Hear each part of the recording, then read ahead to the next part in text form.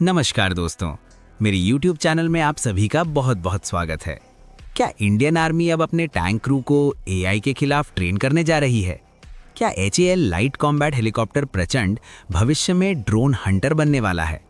क्या भारत का stealth UCAV दुश्मन के S-400 ट्रायम्फ जैसे एयर डिफेंस सिस्टम को युद्ध के पहले ही घंटे में नष्ट कर सकता है?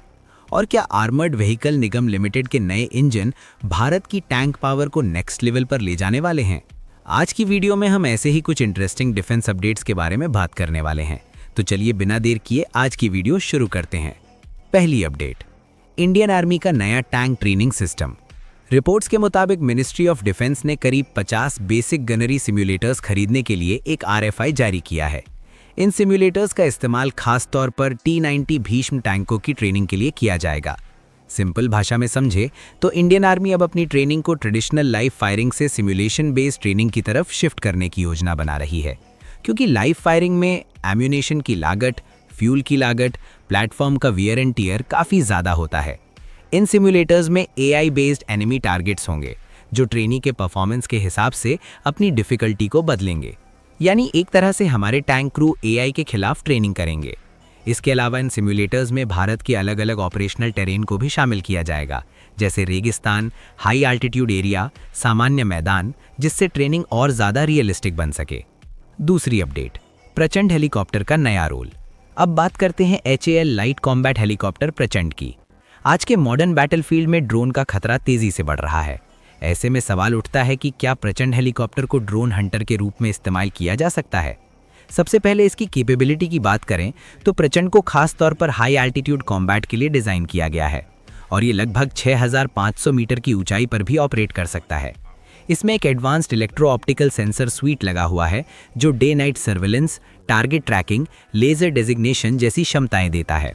क्लोज रेंज एंगेजमेंट के लिए प्रचंड में 20 मिलीमीटर M621 कैनन लगा है जो लगभग 800 राउंड प्रति मिनट की दर से फायर कर सकता है। ये कैनन खास तौर पर ड्रोन स्वॉर्म के खिलाफ काफ़ी प्रभावी हो सकता है।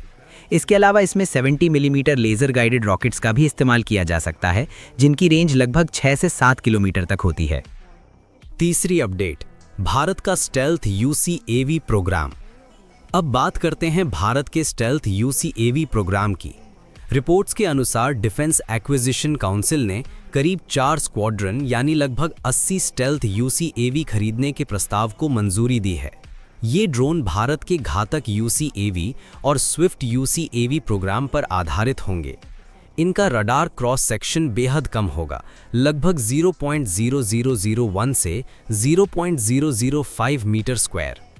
इनका मुख्य उद्देश्य होगा युद्ध की शुरुआत में ही दुश्मन के एयर डिफेंस सिस्टम को नष्ट करना, यानी अगर भविष्य में कोई युद्ध होता है तो सबसे पहले ये स्टेल्थ ड्रोन दुश्मन के रडार और एयर डिफेंस सिस्टम को टारगेट करेंगे। चौथी अपडेट, भारत के नए टैंक इंजन।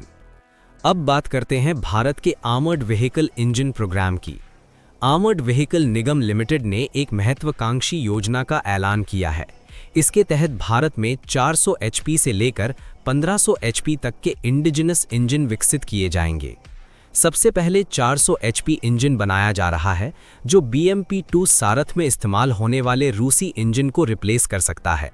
इसके बाद 600 HP इंजन को 8x8 आर्मर्ड व्हीकल के लिए डिज़ाइन किया जा रहा है और सबसे महत्वपूर्ण है 1350 HP और 1500 HP इंजन जो भविष्य में T-90 भीष्म के अपग्रेडेड वर्जन और अर्जुन MK2 जैसे टैंकों में इस्तेमाल किए जा सकते हैं। इसके अलावा भविष्य में हाइड्रोजन बेस्ड इंजन पर भी काम किया जा सकता है, जिनका थर्मल और एकॉस्टिक सिग्नेचर काफ़ी कम होगा। तो दोस्तों, फिलहाल के लिए आज की वीडियो में बस इतना ही। अगर आपको वीडियो पसंद आई हो तो लाइक करें, चैनल को सब्सक्राइब करें और वीडियो को शेयर ज़रूर करें। मिलते हैं अगली वीडियो में। जय हिंद, वंदे मातरम।